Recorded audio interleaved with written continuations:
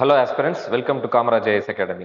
So இன்னைக்கு வந்து பார்த்தீங்கன்னா பப்ளிக் அட்மினிஸ்ட்ரேஷன் ஆப்ஷனோட ஒரு கம்ப்ளீட் அண்ட் காம்ப்ரஹென்சிவ் ஓரியன்டேஷனை தான் நம்ம பார்க்க போகிறோம். ஸோ இப்போ பப்ளிக் அட்மினிஸ்ட்ரேஷன் ஆப்ஷன் எடுத்துக்கிட்டோம்னா, ஸோ சிலபஸ் எப்படி வந்து ஃபார்முலேட் பண்ணியிருக்காங்க, இந்த சிலபஸ்க்குள்ள இருக்க இன்டர்லிங்கேஜஸ் என்னென்னது, இந்த பேப்பருக்கு வந்துட்டு நம்ம கரண்ட் அஃபேர்ஸ் நிறைய படிக்கணுமா, திங்கர்ஸ் கஷ்டமா இருக்குமா, ஓகே, அந்த மாதிரி மித்ஸ், ஃபியர்ஸ் அண்ட் இந்த பப்ளிக் அட்மினிஸ்ட்ரேஷன் ஆப்ஷனில் எடுக்கிறது மூலியமா உங்களுக்கு என்னென்ன அட்வான்டேஜஸ் இருக்கு அப்படிங்கறத தான் பார்க்க போறோம். புரியுதுங்களா? But before getting into the syllabus and everything, we have to understand what is administration. புரியுதுங்களா? ஸோ அட்மினிஸ்ட்ரேஷன் அப்படின்னு சொல்லும் போது, இந்த அட்மினிஸ்ட்ரேஷன் அப்படிங்கிறது it definitely involves some individuals. கரெக்டா? ஸோ அப்போ ஹியூமன் பீயிங்ஸ் எல்லாரும் சேர்ந்து கோஆபரேட் பண்றாங்க. புரியுதுங்களா? நீங்க சேப்பியன்ஸ் ஒரு புக் இருக்கு, ஆக்சுவலா ரொம்ப பாப்புலரான புக் குளோபல் லெவல்ல. இந்த சேப்பியன்ஸ்ல வந்துட்டு யுவல் நோவா ஹராரி என்ன சொல்லியிருப்பாரு அப்படின்னா, ஹியூமன் பீயிங்ஸ் இப்போ நம்ம தான் வந்துட்டு பிளானட்ல வந்து மோஸ்ட் டாமினன்ட் ஸ்பீஷிஸா இருக்கும். ஓகே, இதுக்கு காரணமே கோஆபரேஷன் அப்படின்னு சொல்லியிருப்பாரு. ஏன்னா அந்த எபிலிட்டி டு கோஆபரேட் அப்படிங்கிறது தான் பல மடங்கு நம்மளால செய்ய முடியாத வேலைகளையும் நம்மளால யோசிக்க முடியாத விஷயங்களையும் பாத்தீங்கன்னா நம்மள பண்ண வைக்குது. ஃபார் எக்ஸாம்பிள் இன்வென்ஷனா இருக்கட்டும், நம்மளால சேட்டலைட் லான்ச் பண்ண முடியுது. ஓகே, ரொம்ப நியூக்ளியர் எனர்ஜி எடுத்துக்கோங்க. ஓகே, இதெல்லாம் வந்து பாத்தீங்கன்னா நம்மளால இமேஜினே பண்ணி பார்க்க முடியாது. அப்போ மோர் தேன் ஒன் இண்டிவிஜுவல் ஒன்னா சேரும் போது இந்த குரூப் வந்து கோஆபரேட் பண்ணி ஒரு கோல் அச்சீவ் பண்றாங்க இல்லையா? ஸோ இந்த ப்ராசஸ் பேர் தான் வந்துட்டு அட்மினிஸ்ட்ரேஷன் அப்படின்னு சொல்லுவாங்க. புரியுதுங்களா? ஸோ இந்த அட்மினிஸ்ட்ரேஷன் அப்படிங்கிறது புதுசாலாம் வந்த விஷயம் கிடையாது. அட்மினிஸ்ட்ரேஷன் நம்ம என்ன சொல்லுவோம்னா, it is as old as civilization அப்படின்னு சொல்லுவோம். Okay, as old as civilization அப்படிங்கும் போது நம்மளுக்கு பரிச்சயமான ஒரு civilization Indus valley. Okay, Indus valley சிவிலைசேஷன்ல நீங்க என்சிஆர்டி புக் எடுத்து பாத்தீங்கன்னா என்ன சொல்லியிருப்பாங்கன்னா, இவ்வளோ வந்து பிளான் பண்ணி ஸ்ட்ரக்சர் பண்ணி ஒரு சிவிலைசேஷனை ஒரு அத்தாரிட்டி இல்லாம உருவாக்கி இருக்க முடியாது. இந்த அத்தாரிட்டி யாருன்னு தெரியாது. புரியுதுங்களா? பியர்டட் ப்ரீஸ்ட் அப்படிங்கிற மாதிரி என்சிஆர்டில கொடுத்துருப்பாங்க. மேபி அவங்க இருந்திருக்கலாம்னு. ஆனா கரெக்டா 90 டிகிரிஸ்ல வந்து பாத்தீங்கன்னா ஸ்ட்ரீட்ஸ் இன்டர்செக்ட் ஆகுறதும், கரெக்டா வந்து பாத்தீங்கன்னா உங்களுக்கு சிட்டாடல்ஸை வந்துட்டு பிளான் பண்ணியிருக்கிறதும் சரி, எல்லா விதத்திலையும் இண்டஸ் வேலி சிவிலைசேஷன் இன்னுமே ஒரு வண்டரா தான் இருந்துட்டு இருக்கு. அப்போ இவ்வளோ ப்ராப்பரான ஒரு விஷயத்த வந்து அட்மினிஸ்ட்ரேஷன் இல்லாம செய்யவே முடியாது. புரியுதுங்களா? அப்போ அஸ் அன் ஆக்டிவிட்டி, புரியுதுங்களா, அவங்க வந்து அதை செயல்பாட்டுக்கு எடுத்துட்டு வந்தது அப்படிங்கிறது வந்து பாத்தீங்கன்னா அட்மினிஸ்ட்ரேஷன் மூலியமா தான். ஸோ சார், அப்ப ஆக்டிவிட்டி அப்படின்னு சொல்றீங்க, கிட்டத்தட்ட வந்து உங்களுக்கு, அதாவது நம்ம சிவிலைஸ் சொசைட்டிக்கு போனதுல இருந்தே அட்மினிஸ்ட்ரேஷன் அஸ் அன் ஆக்டிவிட்டி இருந்துட்டு தான் இருக்கு. கரெக்ட்டுங்களா? அப்போ நம்ம அட்மினிஸ்ட்ரேஷனை வந்து ஒரு தியரிட்டிக்கல் டிசிப்ளினா படிக்க போறோம். ஓகே, ஆனா இந்த தியரிட்டிக்கல் டிசிப்ளினுக்கு வந்து பாத்தீங்கன்னா ஒரு சுவாரஸ்யமான கதை ஒன்று இருக்கு. ஆஸ் ஓல்ட் ஆஸ் சிவிலைசேஷன் அப்படிங்கும்போது எத்தனாயிரம் வருஷத்துக்கு முன்னாடி இருந்தோ அட்மினிஸ்ட்ரேஷன் இருந்துட்டு தான் இருக்கு. மௌரியன் அட்மினிஸ்ட்ரேஷன் படிச்சிருப்போம். கௌட்டில்யா அர்த்தசாஸ்திரா எழுதியிருப்பாரு. அதுக்கப்புறம் ஹர்ஷா, குப்தா, இந்த மாதிரி நிறைய பேர் அட்மினிஸ்ட்ரேஷன்ல பார்த்திருப்போம். அதுக்கப்புறம் தென் கம்ஸ் மெடிவல் இந்தியா. அதுல முகல் அட்மினிஸ்ட்ரேஷன் படிச்சிருப்பீங்க. கரெக்டா? அக்பரோட அட்மினிஸ்ட்ரேட்டர்ஸ். ஸோ இந்த அட்மினிஸ்ட்ரேஷன் அப்படிங்கிறது நிறைய பரிமாணங்கள்ல வந்து பாத்தீங்கன்னா படர்ந்திருக்கும். இப்போ பினான்ஸ் எப்படி நம்ம ரெகுலேட் பண்றது, ஓகே, அக்ரிகல்ச்சர், ட்ரேட், இந்த மாதிரி எல்லா இடத்துலயுமே அட்மினிஸ்ட்ரேஷன் இருக்கும். ஓகே, ஸோ இப்போ இந்த அட்மினிஸ்ட்ரேஷனை பத்தி படிக்கிறதுக்கு முன்னாடி we have to understand what is state. புரியுதுங்களா? ஸ்டேட் அப்படிங்கிறது வந்து பாத்தீங்கன்னா மாடர்ன் டேல we define in certain terms. Okay, அது என்னன்னு பார்ப்போம். பட் இந்த ஸ்டேட் எப்படி இவால்வ் ஆயிருக்கு அப்படின்னு பார்ப்போம். ஸ்டேட் அப்படிங்கிற அண்டர்ஸ்டாண்டிங் நம்மளுக்கு என்னது? இந்தியன் கவர்மெண்ட் இது ஒரு ஸ்டேட் அப்படிங்கிற மாதிரி நம்ம சொல்லுவோம். இல்லாட்டி இந்தியா ஆஸ் அ ஸ்டேட் அப்படிங்கிற மாதிரி சொல்லுவோம். புரியுதுங்களா? அப்போ நம்மளுக்கு வந்துட்டு கான்செப்சுவலி இப்போ பார்லிமெண்ட், ஜுடிஷியரி இவங்கெல்லாம் ஸ்டேட்ல ஏதோ ஒரு விதத்துல சம்மந்தப்பட்டிருக்காங்க இந்தியாவுக்கு அப்படிங்கிறது மட்டும் தான் ஒரு என்ன சொல்றது, ஒரு சூப்பர்ஃபிஷியலா தெரியும். இந்த ஸ்டேட் இவால்வ் ஆனது ஃபர்ஸ்ட் முக்கியமானது என்னன்னு பாத்தீங்கன்னா கான்செப்ட் ஆஃப் போலிஸ் ஸ்டேட் அப்படின்னு சொல்லுவோம். இந்த போலிஸ் ஸ்டேட் அப்படின்னா என்னன்னா, அதாவது மொனார்கி, ராஜாக்கள் வந்துட்டு ரூல் பண்ணிட்டு இருக்கும் போது, கிங்டம்ஸ் இருந்துக்கும் போது என்ன ஆகும்னா, இவங்களோட வேலையே என்னன்னா அந்த ஊர்ல வந்து லா அண்ட் ஆர்டர் மெயின்டைன் பண்றது, அவ்வளவுதான். ஸோ லா அண்ட் ஆர்டர் மட்டும் என்ஷோர் பண்ணுனா அக்ரிகல்ச்சர் நல்லா நடக்கும், ட்ரேட் நல்லா நடக்கும். புரியுதுங்களா? ஸோ அந்த காலத்துல அவ்வளவுதான் விஷயமாவே இருந்தது. ஸோ இப்படி இருக்கிற ஸ்டேட்டை தான் நம்ம என்ன சொல்லுவோம்? போலிஸ் ஸ்டேட் அப்படின்னு சொல்றோம். அதுக்கப்புறம் கொஞ்சம் கொஞ்சமா என்ன ஆகுதுன்னா, ஸ்டேட் கூட இன்னொரு இன்ஸ்டிடியூஷன் இன்வால்வ் ஆகுது. அது பேர் மார்க்கெட் அப்படின்னு சொல்லுவோம். இப்போ மார்க்கெட் தானே ஒரு டாமினன்ட் ஃபார்ம். புரியுதுங்களா? மார்க்கெட் அப்படிங்கும்போது பிரைவேட் இன்ஸ்டிடியூஷன்ஸ் எடுத்துக்கலாமே. அப்போ கொஞ்சம் கொஞ்சமா இந்த போலிஸ் ஸ்டேட்ல இருந்து என்ன ஆகுதுன்னா, we transform into laissez faire state அப்படின்னு சொல்லுவோம். இந்த லைசி ஃபேர் ஸ்டேட் அப்படின்னா என்னன்னா, மார்க்கெட் டாமினண்டா இருக்கும், ஸ்டேட் கொஞ்சம் பின்தங்கி இருக்கும். இந்த ஸ்டேட் என்ன பண்ணும் அப்படின்னா, இந்த மார்க்கெட்டுக்குள்ள போய் பெருசா இன்டர்வீன் பண்ணாது. இவங்க என்ன, எக்கனாமிக்ஸ்ல ஆடம் ஸ்மித் பத்தி கேள்விப்பட்டிருப்பீங்க. அவர் என்ன சொல்லுவார்னா, ஒரு கூட்ஸ் அண்ட் சர்வீஸ் எதை எடுத்துக்கிட்டாலும் சரி, இது ரெண்டுத்தோட பிரைஸ் அப்படிங்கிறது டிமாண்ட் அண்ட் சப்ளை பொறுத்து தான் டிட்டர்மைன் பண்ணப்படும். ஸ்டேட் போய் என்ன பண்ணக்கூடாது, ரெகுலேட் பண்ணக்கூடாது அப்படின்னு சொல்லுவாரு. அப்போ மார்க்கெட் அப்படிங்கிறது அப்பர் ஹேண்ட்ல போச்சு, ஸ்டேட்டோட ரோல் அப்படிங்கிறது கொஞ்சம் பின்னடைவை சந்திச்சுச்சு. புரியுதுங்களா? இது லைசி ஃபேர் எரால. அதுக்கப்புறம் தான் வெல்ஃபேர் ஸ்டேட் எரா வர ஆரம்பிக்குது. ஸோ லைசி ஃபேர் எரால இருந்து ஏன் சார் வெல்ஃபேர் ஸ்டேட் எராக்கு இது மாறுச்சு அப்படின்னா, மார்க்கெட் கிட்ட எல்லாத்தையும் கொடுத்துட்டீங்கன்னு வைங்களேன். இப்போ பிரைவேட் எல்லாத்தையும் பார்த்துவாங்கன்னு விட்டுட்டீங்கன்னா, இந்தியாவில் எஜுகேஷன் சிஸ்டம் எடுத்துக்கோங்க, ஹெல்த் கேர் சிஸ்டம் எடுத்துக்கோங்க. பிரைவேட் தான் டாமினண்டா இருக்காங்க. ஆனா எல்லாராலையும் இதை ஆக்சஸ் பண்ண முடியுதா? முடியறது கிடையாது. இப்போ ஒரு பைபாஸ் சர்ஜரி பண்ணணும், இல்லாட்டி வந்து பாத்தீங்கன்னா ஆஞ்சியோபிளாஸ்டி, இந்த மாதிரி ரொம்ப காம்ப்ளெக்ஸான சர்ஜரிலாம் நீங்க அண்டர்கோ பண்ணணும்னா லேக்ஸ் அண்ட் லேக்ஸா செலவாகுது. இதே இந்தியாவை விட்டுட்டு நீங்க ஸ்காண்டினேவியன் கண்ட்ரிஸ், யூரோப்பியன் கண்ட்ரிஸ் எடுத்துட்டீங்கன்னா, அங்க ஸ்டேட் தான் இந்த ஹெல்த் கேர் சிஸ்டமையும் எஜுகேஷனையும் ப்ராப்பரா அந்த சிட்டிசனுக்கு கொடுத்துட்டு இருக்காங்க. எதுவும் கம்மியான விலையில. புரியுதுங்களா? அப்போ எப்போ பிரைவேட் கிட்ட நீங்க எல்லாத்தையும் கொடுக்குறீங்களோ, அவங்க ப்ராஃபிட் ஓரியன்டா தான் செயல்படுவாங்க. அவங்களுக்கு சர்வீஸ் மோட்டிவ் அப்படிங்கிறது கிடையாது. அண்டர்ஸ்டுட்? ஸோ அப்போ ஆப்வியஸ்லி லைசி ஃபேர் எரா அப்படிங்கிறது உங்களுக்கு என்ன ஆகும்? ஃபெயிலியர் தான் ஆகும். ஏன்னா மார்க்கெட் டாமினண்டா இருக்கு, ஸ்டேட் வந்து பின்தங்கி இருக்கு. அப்போ இன்னொரு எக்கனாமிஸ்ட் உள்ள வராரு, ஜான் மேனார்ட் கீனஸ். இவர் என்ன சொல்றாரு அப்படின்னு பாத்தீங்கன்னா, ஸ்டேட் வந்து மார்க்கெட்டை ரெகுலேட் பண்ணணும். ஸ்டேட் ஸ்ட்ராங்கா இருந்தா மட்டும்தான் மார்க்கெட் வந்துட்டு இந்த மாதிரி தப்பான விஷயங்களை வந்துட்டு உள்ள அவங்க பண்ண விடாத மாதிரி பாத்துக்க முடியும். அப்போ வந்துட்டு ஸ்டேட் ஸ்ட்ராங்கா இருக்கணும், ஸ்டேட் வந்து ரெகுலேட் பண்ணும் அப்படிங்கிற மாதிரி. அப்போ என்ன ஆகுது அப்படின்னா, இந்தியா இண்டிபெண்டன்ஸ் வாங்கினதுக்கு அப்புறம் மார்க்கெட்டுக்கு எல்லா இதுவுமே கொடுக்காம ஸ்டேட் தன்னைத்தானே என்ன பண்ணிக்குது, எல்லா ரோல்ஸ் அண்ட் ரெஸ்பான்சிபிலிட்டி நானே எடுத்துக்கிறேன்னு சொல்லிட்டு உங்களுக்கு ஹெல்த் கேர் சிஸ்டம்ல இருந்து ஆரம்பிச்சு social sector, health care, education state தான் ப்ரொவைட் பண்ணுது, கூட்ஸ் அண்ட் சர்வீஸ் ஸ்டேட்ஸ் தான் ப்ரொவைட் பண்ணுது. இந்த மாதிரி எல்லாத்தையுமே அவங்க பண்ண ஆரம்பிக்கிறாங்க. ஒரு கட்டத்துக்கு மேல என்னாச்சு, 40 வருஷம் ஆச்சா, 1990s நீங்க எக்கனாமில என்ன படிச்சிருப்பீங்க, பேலன்ஸ் ஆஃப் பேமெண்ட் கிரைசிஸ் வந்துச்சுன்னு சொல்லிட்டு. ஒரு விஷயத்த நம்ம எல்லாத்தையும் நானே பண்றேன்னு எடுத்துக்கிட்டோம்னா எதையுமே எஃபிஷியன்டா பண்ண முடியாது. புரியுதுங்களா?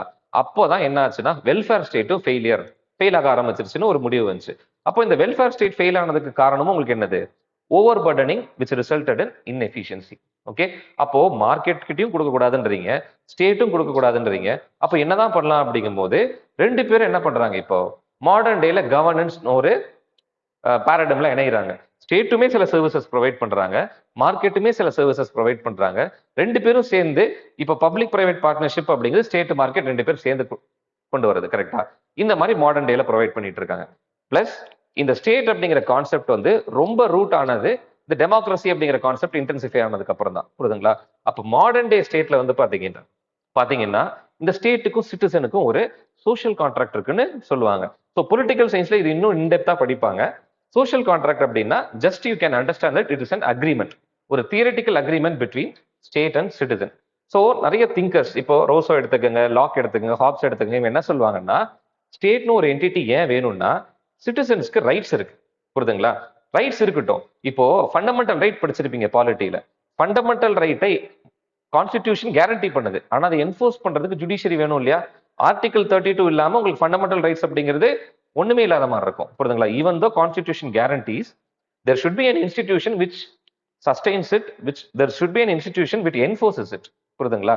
அப்போ சிட்டிசன் என்ன சொல்றாங்க அப்படின்னா, நான் அப்சல்யூட் ரைட்ஸை எக்ஸசைஸ் பண்ண மாட்டேன், which means உங்களுக்கு ஃப்ரீடம் ஆஃப் ஸ்பீச் இருக்கு, ஆனா என்ன வேணாலும் பேசலாம்னு உங்களால பேச முடியாது. கரெக்டா? அது அப்சல்யூட் ரைட்டா மாறிடும். நான் என்னோட அப்சல்யூட் ரைட்டை விட்டு கொடுக்குறேன். ஓகே, அதுக்கு பதிலா ஸ்டேட் என்ன பண்ணட்டும், என்னோட ஃபண்டமெண்டல் ரைட்டை கேரண்டி பண்ணட்டும், என்னோட வெல்ஃபேரை ப்ரமோட் பண்ணட்டும், என்ன ப்ரொடெக்ட் பண்ணட்டும் சொல்லிட்டு இந்த கைண்ட் ஆஃப் இன்ஃபார்மல் அக்ரிமெண்ட் தான் நம்ம என்ன சொல்லுவோம், சோஷியல் கான்ட்ராக்ட் அப்படின்னு சொல்லுவோம். இந்த சோஷியல் கான்ட்ராக்ட் நம்ம இந்தியன் கான்ஸ்டிடியூஷன்லயுமே பார்க்க முடியுது. ஈவன் கேசவானந்த பாரதி கேஸ்ல கூட சோஷியல் கான்ட்ராக்ட், இந்த லீகல் கான்ட்ராக்டை பத்தி பேசியிருப்பாங்க, விச் சிக்னிஃபை சோஷியல் கான்ட்ராக்ட். புரியுதுங்களா?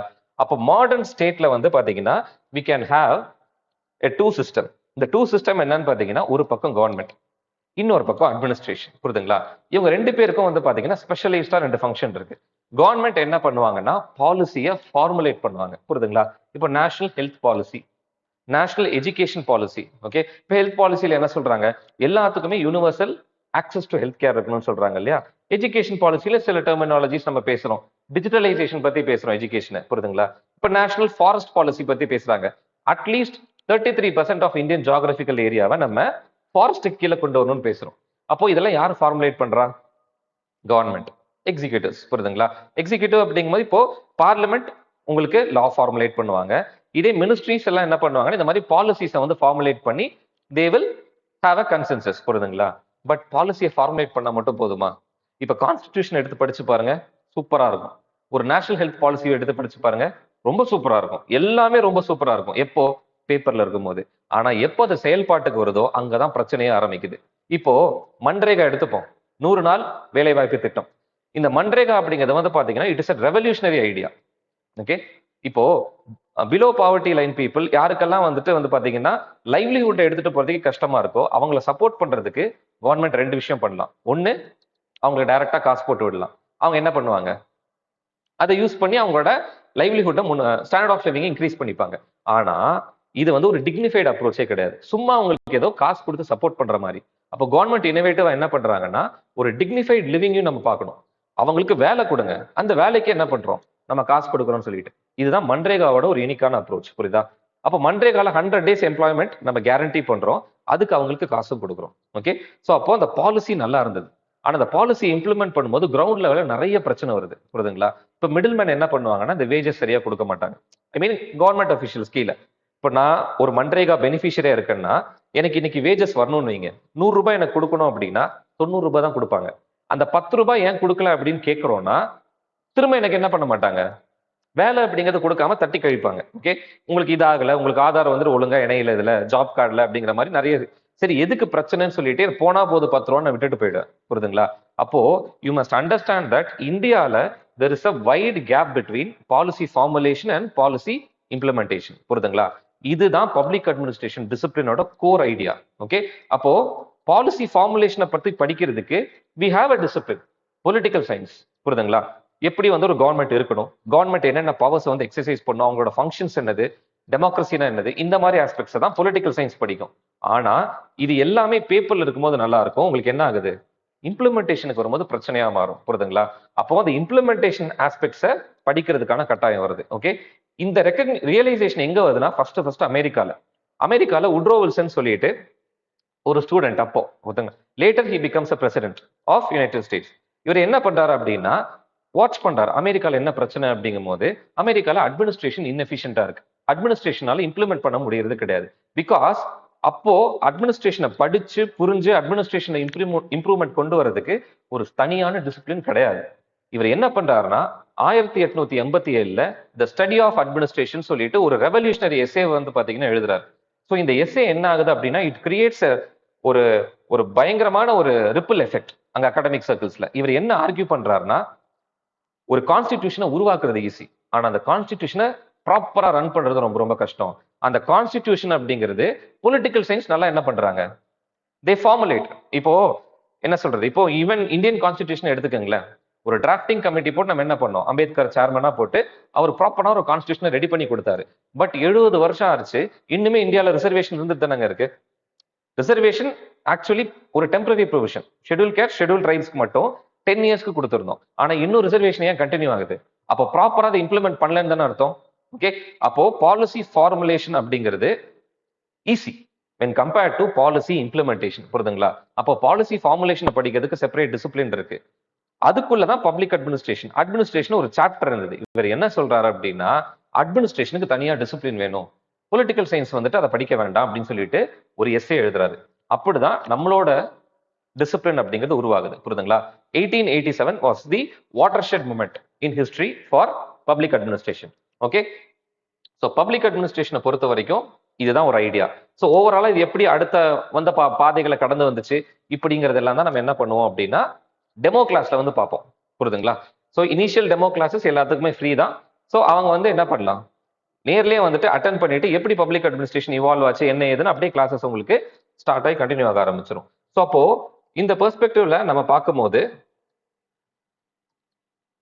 நம்ம சிலபஸ் அப்படிங்கிறது ரொம்ப இன்ட்ரெஸ்டிங்கா வந்து பாத்தீங்கன்னா they would have organized.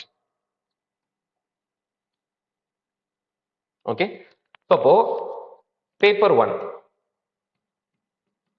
And paper 2 இதுக்கு ஒரு லாஜிக்கலான இன்டர் கனெக்ஷன் இருக்கு. இப்போ வெறும் பிடிஎஃப் வந்துட்டு உங்களுக்கு காமிச்சோம்னா உள்ள இருக்கிற அந்த இன்டர்லிங்கேஜஸ் எல்லாமே புரியாது. புரியுதுங்களா?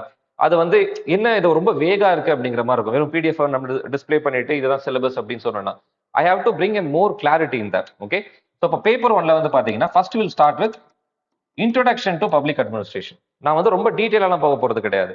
12 சாப்டர் இருக்கு உங்களோட பேப்பர் 1ல. ஓகே, இந்த 12 சாப்டர் எதெல்லாம் பத்தி டீல் பண்ணோம் அப்படிங்கறத பேச போறேன்.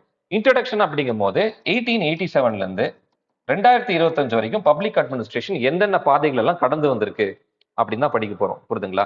செகண்ட் என்ன அப்படின்னு பாத்தீங்கன்னா கோர் ஆஸ்பெக்ட்ஸ், அதாவது ஆர்கனைசேஷனல் தியரி அப்படின்னு சொல்லுவோம். ஒரு ஆர்கனைசேஷன் எடுத்துக்கிட்டீங்க அப்படின்னா கண்டிப்பா அதுல ஹியூமன்ஸ் இருப்பாங்க. கரெக்டா? ஹியூமன்ஸ் இல்லாம ஆர்கனைசேஷனே கிடையாது. அப்போ இந்த ஹியூமன்ஸை எப்படி மோட்டிவேட் பண்றது, லீடர்ஷிப் குவாலிட்டிஸ் என்னெல்லாம் இருக்கணும், எப்படி ஒரு ஆர்கனைசேஷனுக்குள்ள டிசிஷன் மேக்கிங் அப்படிங்கிறது இருக்கும், எப்படி கம்யூனிகேஷன் எடுத்துட்டு வருது. புரியுதுங்களா? இதெல்லாம் ஆர்கனைசேஷன் தியரிஸ் சொல்லுவோம். இதுக்கு முன்னாடி ஒரு ஆர்கனைசேஷன்ல ஹியூமன் எலிமெண்ட்ஸை எந்த அளவுக்கு நம்ம பார்க்கணும், எந்த அளவுக்கு உங்களுக்கு பே கொடுக்கணும், ஓகே, சேலரி அப்படிங்கிறது எப்படி ஒரு மோட்டிவேட்டரா ஆக்ட் ஆகும், ஓகே. அதே மாதிரி ஒரு ஆர்கனைசேஷன்ல எப்போ ஒரு இண்டிவிஜுவல் சஸ்டைன்டா இருப்பாங்கன்னா அவன் கான்ட்ரிபியூஷனுக்கு ஈக்குவலா அவனுக்கு என்ன கிடைக்கணும், சாட்டிஸ்பாக்சன் கிடைக்கணும். பே, பெர்க்ஸ், அலவன்சஸ் எல்லாம் இருந்தா மட்டும் தான் ஆர்கனைசேஷன்ல இருப்பான், இல்ல வேற ஆர்கனைசேஷனுக்கு மாறிடுவான். புரியுதுங்களா? இதை பத்தி தான் உங்களுக்கு second, third and fourth chapters பேசும். ஆர்கனைசேஷன் தியரி என்ன அப்படின்னு. இந்த ஃபர்ஸ்ட் 4 சாப்டர்ஸ் அப்படிங்கிறது தான் நம்மளோட கோர் தியரி பார்ட். ஓகே, இதை தான் உங்களுக்கு என்ன சொல்லி வச்சிருப்பாங்கன்னா பப்ளிக் அட்மினிஸ்ட்ரேஷன்ல ரொம்ப கஷ்டமான சாப்டர்ஸ். ஏன்னா இங்கே தான் உங்களுக்கு திங்கர்ஸ் வரும்னு சொல்லி வச்சிருப்பாங்க. பட் கான்செப்டுவலி ரொம்ப ரொம்ப அழகா, ரொம்ப சூப்பரா வந்து பாத்தீங்கன்னா ஒரு ஆர்கனைசேஷன் எப்படி ரன் பண்றதுன்னு சொல்லியிருப்பாங்க. அதனால தான் பப்ளிக் அட்மினிஸ்ட்ரேஷனோட ஒரு பெரிய அட்வான்டேஜ் என்னன்னா, I say that it is UPSC and beyond அப்படின்னு சொல்லுவேன். யூபிஎஸ்சி அண்ட் பியாண்ட் அப்படிங்கும் போது ஒரு நல்ல ஆப்ஷன்லாம் உங்களுக்கு இருக்கும். பர்சனாலிட்டி இன்டர்வியூல உங்களுக்கு வைடரான கிளாரிட்டி கிடைக்கும். அதை தாண்டி வந்து பாத்தீங்கன்னா let us assume unfortunately even நம்மளுக்கு யூபிஎஸ்சி கிளியர் ஆனாலும் கூட ஒரு நீங்களே ஒரு ஆர்கனைசேஷனை ரன் பண்றதுக்கு ரொம்ப ரொம்ப ஹெல்ப்ஃபுல்லா இருக்கும் பப்ளிக் அட்மினிஸ்ட்ரேஷன். புரியுதுங்களா? அப்ப நான் ஏற்கனவே சொன்ன மாதிரி இந்த ஆர்கனைசேஷன்ல உங்களுக்கு யார் வேணும், பர்சனல் வேணும், ஹியூமன்ஸ் வேணும். அப்ப இந்த ஹியூமன்ஸை நீங்க எப்படி ரெக்ரூட் பண்ண போறீங்க, எப்படி ட்ரெயின் பண்ண போறீங்க, ஓகே, எப்படி அவங்களை போஸ்டிங் போட போறீங்க, டிரான்ஸ்ஃபர் பண்ண போறீங்க, அதுக்கப்புறம் அவங்க ரிட்டையர்மெண்ட் ஆப்ஷன்ஸ்ல இருந்து கிரீவன்ஸ் லெட்டர்ஸ்ல இருந்து எல்லாம் இது பண்ண போறீங்க. அதை பத்தி பேசுறது பர்சனல் அட்மினிஸ்ட்ரேஷன். புரியுதுங்களா? இது ஒரு சாப்டர் இருக்கு. அதுக்கப்புறம் we have 2 interrelated chapters which is known as comparative public administration and development administration. இந்த 2 சாப்டர் அப்படிங்கிறது எதை பத்தி பேசணும்னு பாத்தீங்கன்னா, இந்தியால அட்மினிஸ்ட்ரேட்டிவ் சிஸ்டம் இருக்கு, சவுத் ஆப்பிரிக்காலே அட்மினிஸ்ட்ரேட்டிவ் சிஸ்டம் இருக்கு. இந்தியன் போலீஸை விட சவுத் ஆப்பிரிக்கன் போலீஸ் நல்லா இருக்காங்க. அப்போ அவங்க கிட்ட இருந்து நம்ம என்ன கத்துக்கலாம், ஓகே. அதே மாதிரி இந்தியாவில் பெஸ்ட் ப்ராக்டிசஸ் இருக்கு, இதை எப்படி மற்ற கண்ட்ரீஸ் கத்துக்கலாம், இது பத்தி படிக்கிறது தான் கம்பேரிட்டிவ் பப்ளிக் அட்மினிஸ்ட்ரேஷன். ஓகே, இது ஒரு சாப்டர். அடுத்து டெவலப்மெண்ட் அட்மினிஸ்ட்ரேஷன் அப்படிங்கும் போது இந்தியா மாதிரி இருக்க டெவலப்பிங் கண்ட்ரீஸ்ல பப்ளிக் அட்மினிஸ்ட்ரேஷன் எந்த அளவுக்கு இம்பார்ட்டண்டா இருக்கு, okay. Because we say Indian civil services is the vehicle for carrying developmental activities. இவங்க இல்லாம வெல்ஃபேர் கிடையாது. ஓகே, ஒரு IAS officer and group of other officers எல்லாருமே நான் சொல்றேன், இவங்க இல்லாம India will become a standstill. Why? Because இவங்க தான் எல்லாத்தையும் ரன் பண்ணி எடுத்துட்டு போறாங்க. Okay, the acts as a vehicle for development அப்படின்னு சொல்லுவோம். அதை பத்தி பேசுறதுதான் development administration. Okay, and modern டேல, ஓகே, நான் இங்க எழுதுறேன், கன்ஃபியூஸ் ஆயிடாதீங்க. Still I am discussing paper 1 public policy. எப்படி மாடர்ன் டேல பப்ளிக் பாலிசிஸ் ஃபார்முலேட் பண்றது, இதுக்கு சம்பந்தப்பட்ட தியரிஸ் என்ன, எப்படி ஒரு பாலிசியை உருவாக்குறாங்க மாடர்ன் டேல, அதை பத்தி நம்ம படிப்போம். அதை தாண்டி எல்லாத்துக்கும் ரொம்ப முக்கியமான விஷயம் ஃபினான்ஸ். கரெக்டா? அப்போ ஃபினான்ஷியல் அட்மினிஸ்ட்ரேஷன் நம்ம படிப்போம். ஓகே, ஸோ இதெல்லாம் முக்கியமான ஆஸ்பெக்ட்ஸ் இன் பேப்பர் 1. இதுல இல்லாம உங்களுக்கு அட்மினிஸ்ட்ரேட்டிவ் லான்னு ஒரு சாப்டர் இருக்கு, ரொம்ப சின்ன சாப்டர். ஓகேங்களா? டெலிகேட்டட் லெஜிஸ்லேஷன்னா என்னது, ட்ரிபியூனல்ஸ் யாரு, இப்போ நேஷனல் கிரீன் ட்ரிபியூனல் ஒன்று இருக்காங்க சார், கோர்ட்னு ஒன்று இருக்காங்க, அப்போ ட்ரிபியூனல் எதுக்கு வேணும், அதை வந்து வில் டிஸ்கஸ் இன் அட்மினிஸ்ட்ரேட்டிவ் லா. புரியுதுங்களா? இது எல்லாமே mostly will discuss in paper 1. Okay, so paper 2 பார்க்கும்போது it deals with Indian administration. இங்க என்னெல்லாம் ஃபர்ஸ்ட் பேப்பர்ல பாக்குறோமோ அதுக்கான ஒரு பார்ஷியல் அப்ளிகேஷன் தான் பேப்பர் 2. ஏன் பார்ஷியல் அப்படின்னு சொல்றேன்னா, இங்க பர்சனல் அட்மினிஸ்ட்ரேஷன் இருக்குன்னா அந்த இடத்துல இந்தியாவில் நம்ம என்ன படிப்போம், இந்தியாவில் சிவில் சர்வீசஸ் எப்படி ரெக்ரூட் பண்றோம், ட்ரெயின் பண்றோம், பே கண்டிஷன்ஸ் என்னது அப்படிங்கிறதெல்லாம். புரியுதுங்களா? இங்க ஃபினான்ஷியல் அட்மினிஸ்ட்ரேஷன்ல பட்ஜெட்டோட பிரின்சிபல்ஸ் என்னது, ஓகே, ஆடிட்டிங்னா என்னது, அக்கௌண்டிங்னா என்னதுன்னு படிச்சோம்னா பேப்பர் 2ல என்ன பார்ப்போம், சிஏஜினா யாரு, சிஜிஏனா யாரு, அவங்களோட ரோல்ஸ் என்னது, இந்தியால வந்து நம்ம ஏன் கேஷ் பேஸ்ட் அக்கௌண்டிங்ல இருந்து அக்ரூவல் பேஸ்ட் அக்கௌண்டிங்க்கு போகணும், இந்த மாதிரி விஷயங்கள்லாம் வில் டிஸ்கஸ் இன் பேப்பர் 2. புரியுதுங்களா? இது with respect to civil services. இது இல்லாம இந்தியால அட்மினிஸ்ட்ரேஷன் அப்படிங்கிறது எப்படி இவால்வ் ஆச்சு, கௌட்டில்யன் period, Mughal period, British period. Okay, அதுக்கப்புறம் போஸ்ட் இண்டிபெண்டன்ஸ்ல கான்ஸ்டிடியூஷன் எப்படி ஒரு பிலாசபிக்கல் அண்டர்பின்னிங்கா நம்ம அட்மினிஸ்ட்ரேஷனுக்கு இருந்துட்டு இருக்கு. இது ஃபர்ஸ்ட் 2 சாப்டர்ஸ். அது இல்லாம will discuss on union government, state government and rural லெவல்ல will discuss on panchayat raj, district administration, அது இல்லாம பாத்தீங்கன்னா அர்பன் லெவல்ல அர்பன் அட்மினிஸ்ட்ரேஷன். இது எல்லாமே இந்தியாவில் top to bottom, national level, state level and also district level, இது வரைக்கும் அட்மினிஸ்ட்ரேஷன் மெஷினரி எப்படி ஃபங்க்ஷன் ஆகுது அப்படின்னு படிப்போம். And separately will also be discussing on law and order administration, internal security ஆஸ்பெக்ட்ஸுமே பப்ளிக் அட்மினிஸ்ட்ரேஷன்ல வில் கவர். புரியுதுங்களா? போலீஸ், ஓகே, அதுக்கப்புறம் வந்து பாத்தீங்கன்னா சிஆர்பிஎஃப், இவங்கெல்லாம் எப்படி ஃபங்க்ஷன் ஆகுறாங்க, மாடர்ன் டேல வந்துட்டு லா அண்ட் ஆர்டர் எந்த அளவுக்கு இம்பார்ட்டண்டா இருக்கு, இதுல நம்ம என்னென்ன இம்ப்ரூவ்மெண்ட் எடுத்துட்டு வர போறோம்னு சொல்லிட்டு. And finally will conclude with what are all the issues plaguing Indian administration. Okay, paper 2 அப்படிங்கிறது it is composed of 14 chapters. So 12 + 14 மொத்தம் 26 சாப்டர்ல உங்களுக்கு கம்ப்ளீட்டா will be covering. Okay, and you must be, I think நிறைய பேருக்கு இது தெரியும்னு நினைக்கிறேன், கிட்டத்தட்ட வந்து பாத்தீங்கன்னா ஒரு 5 years ஆஃப் கோர்ஸை தான் நம்ம இங்க படிக்க போறோம். Okay, so masters in public administration கோர்ஸை தான் யூபிஎஸ்சி சிலபஸாக வச்சிருக்காங்க. ஸோ அந்த லெவல் ஆஃப் எஃபர்ட் அப்படிங்கிறது நம்மளுமே போடணும். Okay, so I think you would have gotten an idea with respect to the syllabus. Okay, but demo classes இனிஷியலா வரும்போது ஒவ்வொரு சிலபஸையுமே கம்ப்ளீட்டா டீகோட் பண்ணி I will give it to you. Okay, then you will get a very good idea. இது orientation, ஒரு சின்ன video அப்படிங்கறனால ஒரு ஓவராலான சிலபஸ் வியூ அப்படிங்கறத உங்களுக்கு கொடுத்தேன். ஸோ அப்போ coming to your most anticipated thing. So என்ன சார் நிறைய பேர் இப்படி எல்லாம் வெளியே பேசிக்கிறாங்களே சார், இதெல்லாம் உண்மையா அப்படின்னு கேட்கும்போது கிடையாது. இந்த டைமுமே rank 12 Ashika Sharma, she belongs to public administration. புரியுதுங்களா? அண்ட் ஃபர்ஸ்ட் வீடியோல காமராஜ் சார் என்ன பேசியிருப்பார் அப்படின்னா, how to choose an option இல்ல, எல்லா ஆப்ஷன்லையுமே எடுத்து எல்லாரும் கிளியர் பண்ணிட்டு தான் இருக்காங்க. புரியுதுங்களா? அண்ட் பப்ளிக் அட்மினிஸ்ட்ரேஷனோட சக்சஸ் ரேட் எவ்வளோன்னு பார்த்தீங்கன்னா 8.6%. ஓகே, அண்ட் அவரோட வீடியோல நீங்க பார்த்தானே தெரியும், அக்ரிகல்ச்சர் இருக்கும் ஃபர்ஸ்ட்ல, செகண்ட் பொலிட்டிக்கல் சயின்ஸ் இருக்கும். இது யூபிஎஸ்சியோட ரிப்போர்ட், நான் ஒன்றும் பொய்யெல்லாம் சொல்லக்கூடாது. Political science 8.9%, public administration 8.6%. Then comes other options. Okay, அப்போ நிறைய பேருக்கு இந்த மித் இருக்கு, இது வரைக்கும் வந்துட்டு ஸ்கோரிங் எல்லா இடத்துலயுமே 10% சக்சஸ் ரேட் அப்படிங்கிறது வந்து பாத்தீங்கன்னா கொஞ்சம் முன்ன பின்ன வேரி ஆயிட்டு தான் இருக்கும். நீங்க எந்த அளவுக்கு அது எஃபெக்டிவா படிக்கிறீங்க, எந்த இடத்துல ஆப்ஷன் சூஸ் பண்றீங்க அப்படிங்கிறது ஒரு முக்கியமான ஃபேக்டர். அண்ட் ரெண்டாவது, திங்கர்ஸ் ரொம்ப கஷ்டம் கிடையவே கிடையாது. புரியுதுங்களா? திங்கர்ஸ் வந்து எடுத்தவொடனே நீங்க அட்மினிஸ்ட்ரேட்டிவ் திங்கர்ஸ் புக் பிரசாத் எடுத்து பாத்தீங்கன்னா கஷ்டமா தான் இருக்கும். Because it is not கோஹியரண்ட்.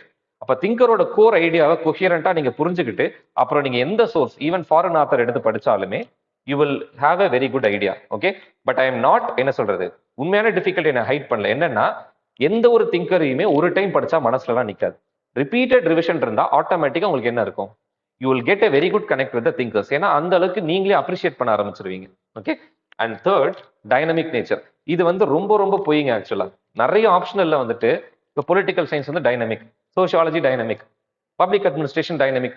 ஆமா, நீங்க சிவில் சர்வீஸ் தான் படிக்க வந்திருக்கீங்க, கண்டிப்பா நியூஸ் பேப்பர் நீங்க நார்மலாவே படிச்சுதான் ஆகணும். பப்ளிக் அட்மினிஸ்ட்ரேஷனுக்காக நீங்க படிக்க தேவையில்ல, நியூஸ் பேப்பர் நார்மலா படிச்சுதான் இருக்கணும். Because you are aiming for Indian administrative service and this optional deals with Indian administrative service. அப்போ ஆப்வியஸ்லி உங்களுக்கு என்ன வேணும், அந்த டைனமிக் ஓரியன்டேஷன் இருக்க தான் செய்யணும். டைனமிக், சுத்தி நடக்கிற விஷயம் தெரியாம எப்படி சொல்யூஷன் கொடுப்பீங்க ஃபீல்ட் லெவல்ல, கரெக்டா? அப்புறம் இந்த டைனமிக் நேச்சர் அப்படிங்கிறது, அது தயவு செஞ்சு யாருமே வந்து டவுட்டா கேட்காதீங்க. You have to read newspapers or you can forget civil services. Okay, and fourth one, பப்அட் கிராஜுவேஷன் வேணும், தேவையே கிடையாது. I am an engineer. Okay, 2 time I have scored 270+ marks in public administration. And even என்னோட friends 2-3 பேர் கூட they have scored very good marks, 280+. அவங்களுமே engineers தான். So humanities background தான் இருக்கணும், பப்அட் கிராஜுவேஷன் இருக்கணும் அப்படிங்கிறதெல்லாம் கிடையாது. புரியுதுங்களா? ஸோ ப்ராப்பரான கைடன்ஸ் அண்ட் ப்ராப்பரான சோர்ஸ் மெட்டீரியல்ஸ் படிச்சா போதும், உங்களுக்கு பப்அட் ஈஸியா புரிஞ்சிடும். And high level of English, இது ரொம்ப பெரிய மித் ஆக்சுவலா. புரியுதுங்களா? இங்கிலீஷ் தேவைதான், இல்லைன்னு சொல்லல. நீங்க வந்து கிராமட்டிக்கலா கரெக்டா எழுதுறீங்களா, கீவேர்ட்ஸை எப்படி யூஸ் பண்றீங்க அப்படிங்கிறது தான். நார்மலா நியூஸ் பேப்பர் ரீடிங், ஆப்வியஸ்லி நம்ம காலேஜ் முடிச்சுட்டு வரும்போது பெருசா ஹை லெவல் நம்ம புக்ஸ் படிக்கிறது கிடையாது, நியூஸ் பேப்பர்ஸ் படிக்கிறது கிடையாது, ரொம்ப க்ரூடா தான் இங்கிலீஷ் நம்ம யூஸ் பண்ணுவோம். ஸோ நீங்க ஆப்ஷனலுக்கு எக்ஸ்போஸ் ஆக ஆக நியூஸ் பேப்பர்ஸ் படிக்க படிக்க உங்க வெக்காபுலரி என்ரிச் ஆகும். Okay, transparency, accountability, rule of law, democracy, இதெல்லாம் நீங்க ஆன்சர்ஸ்ல ஆட்டோமேட்டிக்கா எழுத ஆரம்பிச்சிருவீங்க. புரியுதுங்களா? அப்போ இந்த விஷயத்தெல்லாம் நீங்க பெருசா மைண்ட்ல எடுத்துக்காதீங்க. Okay, and lastly, vast syllabus. Obviously நான் சொன்னேன் 26 சாப்டர்ஸ் இருக்கு, கண்டிப்பா இதை கவர் பண்றதுக்கு 6 months ஆஃப் டைம் அது ஆகும். புரியுதுங்களா? ஸோ அதை தாண்டி உங்களுக்கு வந்துட்டு கம்மியா எங்க கவர் பண்ணாலுமே இட் இஸ் நாட், என்ன சொல்றது, they are not giving their full இது அப்படின்னு தான் அர்த்தம். ரொம்ப பெரிய ஆப்ஷனல். Okay, with respect to the things that are we are dealing with. And இந்த இதுதான் உங்களோட பாசிட்டிவ்மே. ஏன்னா இந்த ஆப்ஷன்ல படிக்கிறது மூலியமா ஃபர்ஸ்ட் இம்பார்ட்டன்ட் அட்வான்டேஜ் என்னன்னா அதிகமான ஓவர்லாப் ஜிஎஸ். நீங்க ஜிஎஸ் 2 கம்ப்ளீட்டா என்ன பண்ணிடலாம், மறந்துடலாம். ஐஆர் போர்ஷன் மட்டும் தான் நீங்க படிக்கிற மாதிரி இருக்கும். மற்றது எல்லாமே வந்துட்டு பாத்தீங்கன்னா பபாட்லயே வந்து கவர் ஆயிடும். சோஷியல் ஜஸ்டிஸ் சில போர்ஷன்ஸை தவிர. அதுக்கு அடுத்து பாத்தீங்கன்னா ஜிஎஸ் 3ல இன்டர்னல் செக்யூரிட்டி கவர் ஆயிடும், டிசாஸ்டர் மேனேஜ்மெண்ட் கவர் ஆயிடும். ஜிஎஸ் 4ல எத்திக்ஸ்ல பாதி பாத்தீங்கன்னா பப்ளிக் அட்மினிஸ்ட்ரேஷன்லேயே கவர் ஆயிடும், புரியுதுங்களா? அண்ட் ஃபர்ஸ்ட் பேப்பர்ல கூட with respect to society, globalization, அதோட எஃபெக்ட்ஸ் என்னது, லிபரலைசேஷன், அது இந்தியாவில் என்ன மாதிரி எஃபெக்ட் ஏற்படுத்துச்சு, இது எல்லாமே பபாட்ல கவர் ஆகும். ஸோ 4 ஜிஎஸ்லயுமே கிட்டத்தட்ட பப்ளிக் அட்மினிஸ்ட்ரேஷனோட ஓவர்லாப் ரொம்ப ரொம்ப அதிகம். பப்ளிக் அட்மினிஸ்ட்ரேஷனுக்கு ஈக்குவலா ஜிஎஸ் ஓவர்லாப் இருக்க ஒரே சப்ஜெக்ட் எதுன்னு பாத்தீங்கன்னா பொலிட்டிக்கல் சயின்ஸ் மட்டும்தான். ஓகே, ஸோ அவங்களுக்கு ஐஆருமே கவர் ஆகும். தென் ஸோ அப்போ ஜிஎஸ் ஓவர்லாப் அப்படிங்கும் போது ஸோ கிட்டத்தட்ட நீங்க என்ன பண்றீங்க, 2.5 பேப்பரை கிட்டத்தட்ட முடிச்சிடுறீங்க. அப்போ ஆப்வியஸ்லி கொஞ்சம் சிலபஸ் பெருசு. ரெண்டாவது கான்செப்சுவல் கிளாரிட்டி. நான் ஏற்கனவே சொன்ன மாதிரி இந்த ஆப்ஷன்ல ப்ரிஃபர் பண்றவங்க if they are entering into training and their Indian administrative service வாங்கிட்டீங்க அப்படின்னா லபாஸ்னால வந்துட்டு திரும்ப பப்ளிக் அட்மினிஸ்ட்ரேஷன் டீச் பண்ணி உங்களுக்கு என்ன அவார்ட் பண்ணுவாங்கன்னா போஸ்ட் கிராஜுவேஷன் இன் பப்ளிக் அட்மினிஸ்ட்ரேஷன், புரியுதுங்களா? அப்போ அட்மினிஸ்ட்ரேஷன் தெரிஞ்சுக்கணும், அட்மினிஸ்ட்ரேட் தான் நான் பண்ண போறேன், இந்தியன் அட்மினிஸ்ட்ரேட்டிவ் சர்வீஸ் தான் என்னோட எய்ம் அப்படிங்கிறவங்களுக்கு இந்த ஆப்ஷனல் அப்படிங்கிறது it will be a great boon. Why? Because அதை தான் நீங்க பண்ண போறீங்க, புரியுதுங்களா? ஈவன் என்வரன்மெண்ட்ல ஒரு பிரச்சனை, சொல்யூஷன் கொடுக்கறது அட்மினிஸ்ட்ரேட்டர் தான். டிசாஸ்டர் அட்மினிஸ்ட்ரேட்டர், சொசைட்டில ஒரு பிரச்சனை அட்மினிஸ்ட்ரேட்டர். ஒவ்வொரு ஆப்ஷனலும் அந்தந்த கோர் பாடி ஆஃப் நாலேஜ் பத்தி பேசும். நம்ம மட்டும்தான் எல்லா விஷயத்தையுமே வந்து அப்ரோச் பண்ணி அதுக்கப்புறம் அதுல என்ன சொல்யூஷன் கொடுக்கறது அப்படிங்கிறத பத்தி பேசுவோம். அதனாலதான் public administration is known to be interdisciplinary in nature. Okay, and third, answer writing நேச்சுரலா வர ஒரே ஆப்ஷனல் பப்ளிக் அட்மினிஸ்ட்ரேஷன் தான். ஏன்னா இந்த வே அந்த சிலபஸை நீங்க படிச்சு ஒவ்வொரு விஷயத்துக்கும் சொல்யூஷன் திங்க் பண்ணும். இது எல்லாமே ஒன்னோட ஒன்று இன்டர் கனெக்டட். சொல்யூஷன் கொடுக்க உங்களுக்கு நேச்சுரல். ஏன்னா ஜிஎஸ்லயுமே உங்களுக்கு என்ன சொல்றாங்க, சொல்யூஷன் கொடுந்தா கொஸ்டினை ஃப்ரேம் பண்றாங்க இல்லையா? அப்ப நேச்சுரலி உங்களுக்கு என்னது இந்த இடத்துல சொல்யூஷன் ப்ரொவைடர் நீங்க ப்ராக்டிஸ்லயுமே. அப்போ ஆன்சர் ரைட்டிங்ல என்ன பண்ணுவீங்க, அந்த சொல்யூஷன் ஆட்டோமேட்டிக்கா உங்களுக்கு வர ஆரம்பிச்சிடும் ஜிஎஸ்ல. அதனால it will be a very great advantage. And dynamic syllabus அங்க சேலஞ்சில் போட்டிருக்கீங்க. என்ன சார் அட்வான்டேஜ்ல போட்டிருக்கீங்கன்னா ஆப்வியஸ்லி மற்றவங்க படிக்கிறாங்களோ இல்லையோ நியூஸ் பேப்பர் நம்ம படிச்சுதான் ஆகணும். அப்போ நியூஸ் பேப்பருமே உங்களுக்கு ஆட்டோமேட்டிக்கா கவர் ஆயிடுது இல்லையா?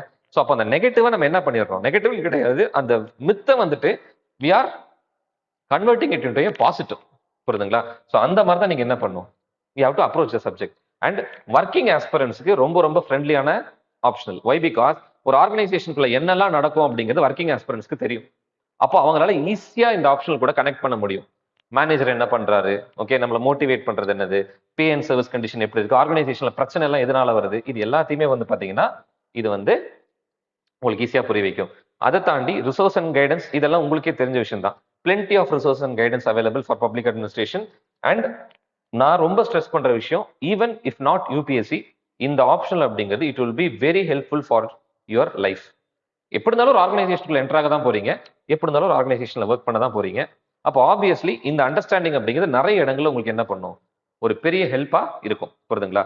ஸோ இதுதான் with respect to public administration. So ஒரு ஓவரால் ஐடியா அப்படிங்கிறது உங்களுக்கு வந்து கிடைச்சிருக்கும்.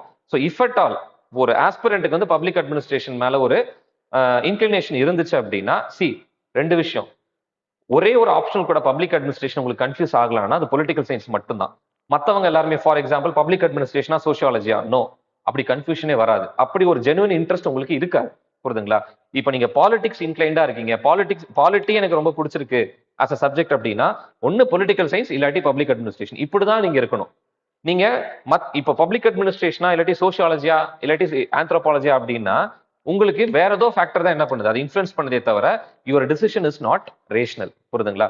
ஸோ இப்போ அந்த பெர்ஸ்பெக்டிவ்ல தான் நீங்க ஆப்ஷன்ல சூஸ் பண்ணும். பாலிட்டி உங்களுக்கு இன்க்ளினேஷன் இருக்கிறது தான் ஃபர்ஸ்ட் இம்பார்ட்டன்ட் திங், ஓகேவா? ரெண்டாவது என்னன்னு பாத்தீங்கன்னா if you can connect with the syllabus. எனக்கு வந்து அட்மினிஸ்ட்ரேஷன் அப்படிங்கிறது பிடிச்சிருக்கு, அந்த சிலபஸ்ல இருக்கிற அந்த ஃப்ளோ எனக்கு பிடிச்சிருக்கு, இதை பத்திலாம் நான் படிக்கணும், இது ரெண்டாவது. மூணாவது, ஒரு last 3 to 5 years question paper 1 வேண்டாம், பேப்பர் 2 கொஸ்டின் பேப்பர் எடுத்து அதுல இருக்க கேள்வி எல்லாம் ஓரளவுக்கு உங்களால ரிலேட் பண்ண முடியுதான்னு பாருங்க.